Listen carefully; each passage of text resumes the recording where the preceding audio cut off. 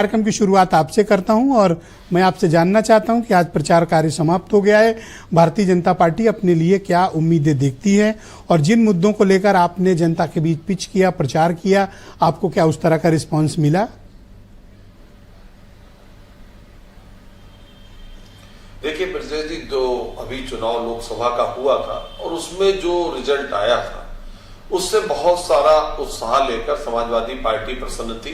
लेकिन एक बहुत बड़ा कैंपेन हमारे खिलाफ चलाया गया कि भारतीय जनता पार्टी की नरेंद्र मोदी 3.0 सरकार अगर आएगी तो संविधान व आरक्षण खत्म कर देगी, ऐसा नैरेटिव सेट हो गया। और मुझे लगता है कि उसका कुछ नुकसान भारतीय जनता पार्टी को सीटों के वाइज उठाना पड़ा। लेकिन इस उपचुनाव में मुझे लगता है कि दूध का दूध और पानी का पानी हो जाएगा। वो जो एक छाया बनाया था इन्होंने, वो धीरे धीरे लोगों के दिमाग से उतर गया।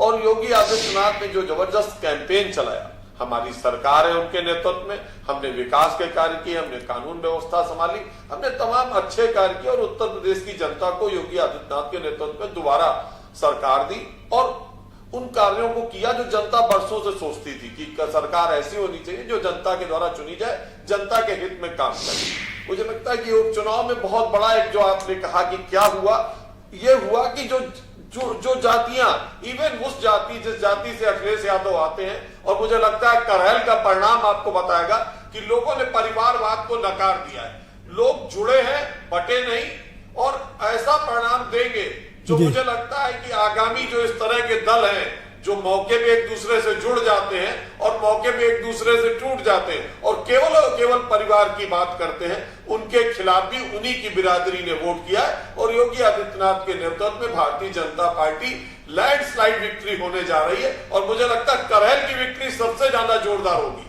ठीक, ऐसा क्यों लग रहा है कि हिंदुत्व पर और खासतौर पर हार्ड हिंदुत्व की लाइन पर आपकी पार्टी इस कैंपेन में ज्यादा फोकस कर रही है? 4 जून के पहले जो आपका कैंपेन का तरीका था और 4 जून के बाद का उत्तर प्रदेश में बदला हुआ है। मैं जिक्र कर रहा हूं बटोगे तो।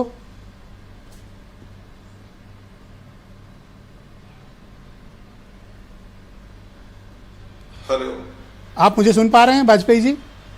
हेलो वाजपेयी जी सुन पा रहे हैं? हाँ, मैं सुन पा रहा हूं। हार्ड हिंदुत्व पर इतना फोकस क्यों है इस कैंपेन में? जी, सुन पा रहा हूं। देखिए, मुझे लगता है आदरणीय योगी आदित्यनाथ की छवि एक सख्त प्रशासक की है और वो चूंकि एक मठ के मठाधीश है, ऐसी छवि है साधु संत की। लोग उन्हें मानते हैं कि ये हिंदुत्व के ध्वजवाहक हैं और उनके हर वाक्य को उसी तरह से लेते हैं। उन्होंने कहा बटोगे तो कटोगे, और मुझे लगता है इस उपचुनाव में कोई नहीं बटा है। इवन करहल में वो नहीं बांट पाए, वहां भी हमने जोड़ा है। और चुनाव के दौरान जो लहर दिख रही है योगी आदित्यनाथ के नेतृत्व में, मुझे लगता है बैलेट बॉक्स भी उसी का प्रतिबिंब दिखाने जा रहे हैं। बहुत शुक्रिया आपका वाजपेयी जी, हमारे साथ जुड़े रहिएगा कार्यक्रम में। मैं